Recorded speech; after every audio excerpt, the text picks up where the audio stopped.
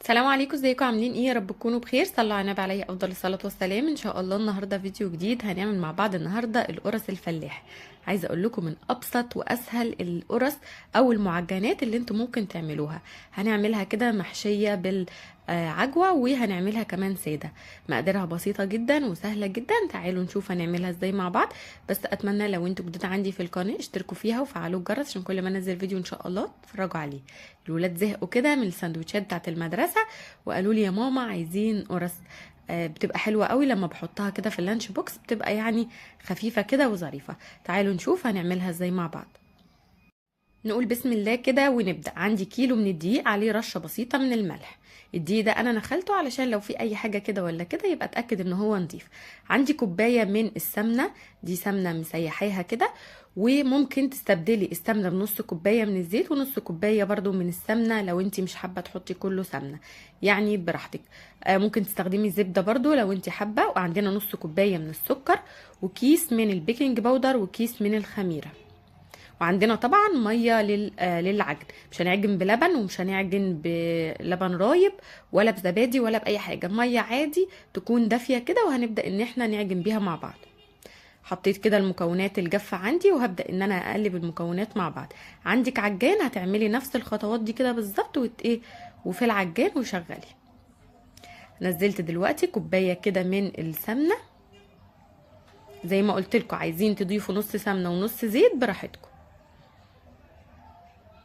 هبدأ بقى دلوقتي ان انا افرك كده الدقيق مع السمنة كويس جدا لحد ما الدقيق كله يتغلف عندي كده بالسمنة، يعني يبقى شبه الرملة. يعني مجرد ما تيجي تمسكي شوية من الدقيق وتضغطي عليهم كده تلاقيهم مسكوا في بعض، بصوا زي ما انتوا شايفين، ويرجعوا بمجرد ما هتضغطي بايدك هيفكوا معاكي تاني. بصوا الطريقة دي بقى سهلة، بتخلي الدقيق كله يفك كده او يتغلف كده بالسمنة.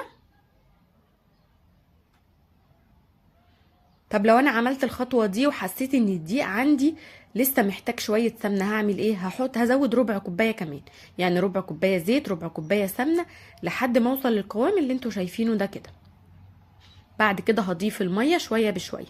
ضفت كده كوبايتين من الميه وعندي كوبايه تانية هبدا اضيف فيها شويه بشويه لحد ما العجينه تلم معايا. مش هستخدم الكوبايه كلها وهتشوفوا دلوقتي. ببدأ بقى ألم العجين كده زي ما انتوا شايفين، والكوباية دي يعني بسقسق بيها كده شوية بشوية لحد ما العجينة تلم معايا. عندك حليب وحابة انك تضيفي حليب طبعا براحتك.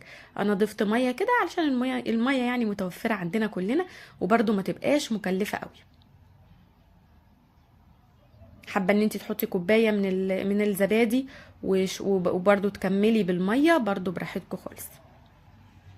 هنا بعد ما عجنت العجينه ونعمتها، بصوا بقى انا باخدها كده وبنزل بيها في الارض عشان يبقى جسمي كده محمل عليها وعجنها كويس، لان اختكم بعافيه شويه فما بتقدرش تعجن كويس. بس بفضل اعجن فيها لحد ما تطرى معايا. عندي بقى هنا كده ربع كيلو من العجوه.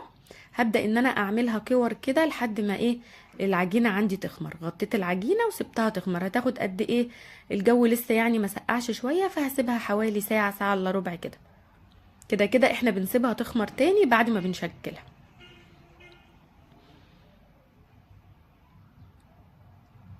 هنا بسهل على نفسي وبقطع كده العجوه زي ما انتم شايفين. لو العجوه بتاعتك ناشفه هتاخديها على النار بمعلقه كده من السمنه وشويه صغيرين من الميه، حوالي معلقتين ولا حاجه. اللي عماله بصوا تدخل ايديها دي ملك.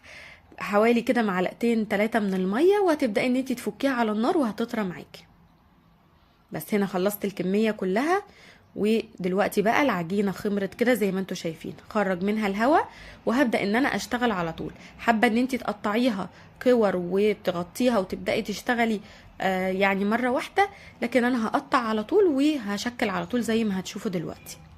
يعني باخد حتة عجينة كده بحجم الليمونية، بس ليمونة كبيرة شوية.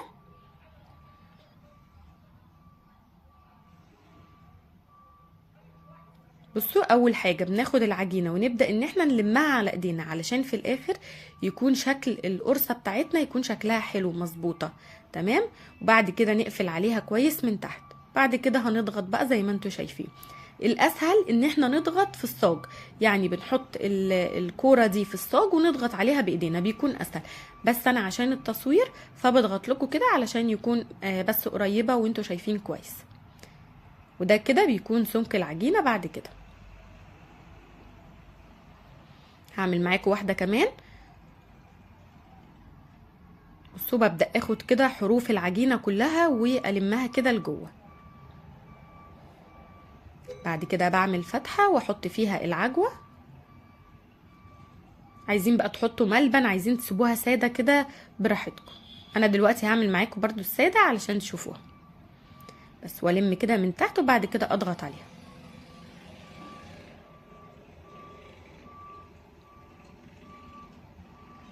القرص دي بقى للمدارس، للفطار، للعشاء، بتكون حلوة قوي جنب كوباية شاي بلبن كده، بتبقى جميلة قوي. عايزه اقول لكم كمان ان كيلو الدقيق عمل معايا 55 قرصه من اللي انتوا شايفينهم دول، يعني كميه حلوه جدا. القرصايه دي او القرصه دي احنا بنجيبها من الفرنه، بنجيب الواحده ب3 جنيه. فشوفوا بقى احنا عملنا كميه قد ايه ومش مكلفه خالص، يعني معظمها حاجات من عندنا من البيت، واهم حاجه ان احنا عاملينها حاجه مضمونه كده وكمان طعمها حلو. بصوا هنا بوريكم دي ساده، مجرد ان انا بلم العجينه لجوه وبكورها كده على ايدي وباخدها بفردها كده زي ما انتوا شايفين. بس كده. انا بقى عشان انا هعمل الصاج ده كله بالعجوه، فرجعت كده خدتها وعملتها بالعجوه.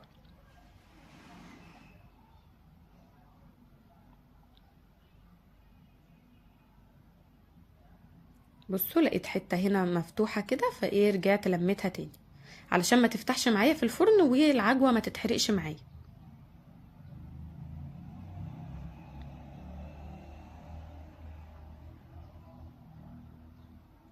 بس وبضغط بقى عليها وبحطها كده في الصاج انا مش مسحاب اي حاجه، لان كده كده العجينه عندي فيها يعني ماده دهنيه كويسه. هنا بعد ما خلصت اول صاج كده هجيب بقى الشوكه وهبدا ان انا اعمل 3 فتحات كده، يعني علشان ايه؟ اعلم اللي هم معمولين اللي هم محشيين، يعني عشان عملنا جزء محشي وجزء ساده.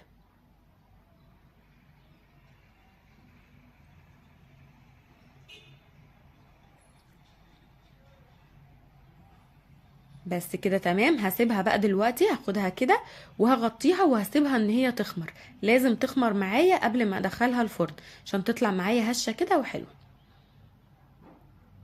هنا بقى بوريكم الكميه كلها. الكميه دي عملت لي 3 صاجات كده من اللي انتوا شايفينهم دول.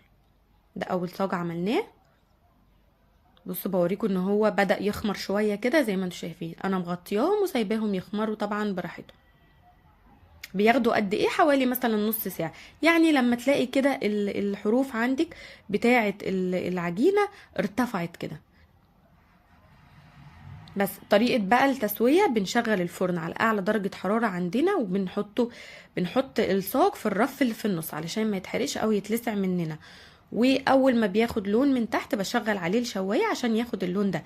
انا عندي بقى الشواية يعني بتشتغل نصها او نصها لا، فعشان كده هتلاقوا اللون مش مظبوط قوي. لكن انت طبعا لو الفرن بتاعك تمام فهتلاقي ايه، السوا مظبوط يعني اكتر من كده كمان.